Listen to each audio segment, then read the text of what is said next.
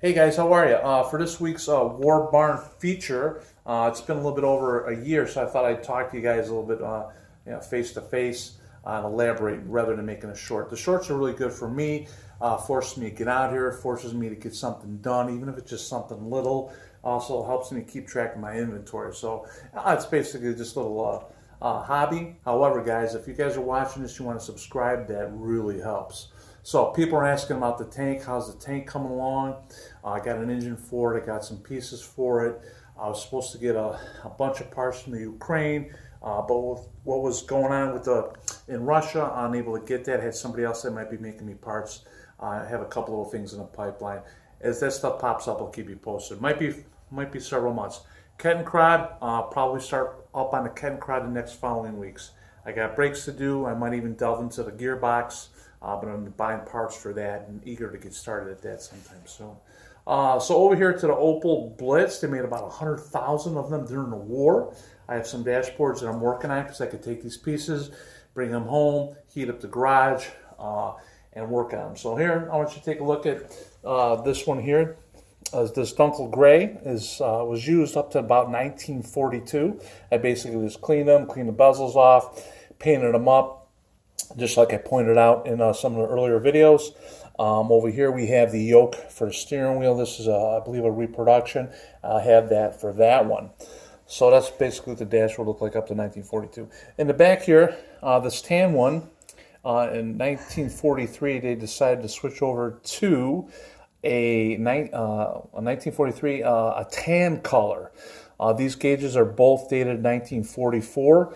Now, the backing plate that these were on, these were actually mismatched. I had another one where the background was white, so it came from the factory mismatched.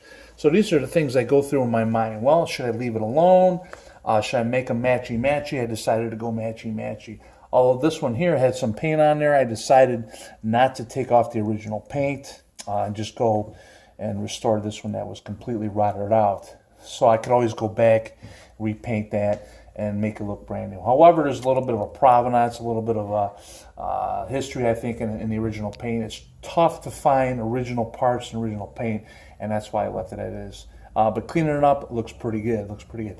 This is incorrect water gauge, but as we get this thing together, we get it running, I'm going to need to know what the temperature is. If I could ever find a wartime gauge, later on perhaps switch it out. So yeah, over here, I have some other gauges I'm working on for the third or fourth Blitz. This is from a period vehicle here, and goes a little bit higher. So it's not necessary for the truck, but it is an Opel gauge. It is period. Here's the other one I was talking about, that the background is a little bit white. This one I have a replacement oil pressure mechanism that I'll eventually put in there. I will clean off these rusted pieces, put a new glass in there, and I'll be good for the Opel Blitz number 3 or number 4.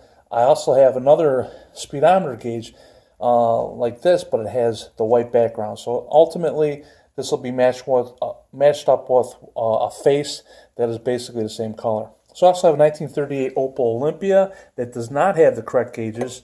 So I'll either be using some kind of combination of these. I have a couple of these. I will pick out the best ones, just like I did with the Opel Blitz. Put the nicest bezels on there, the nicest chrome pieces. Clean up the indicators, and do whatever I can to spiff it up. Okay, so little side note, guys, looking forward to talking to you guys. Your input, comments, suggestions, and there's some experts out there that are a lot more well versed to these items. If you're out there, please feel free to contact me. If not, you just want to say hi, I appreciate that too. Thank you so much, guys. Bye.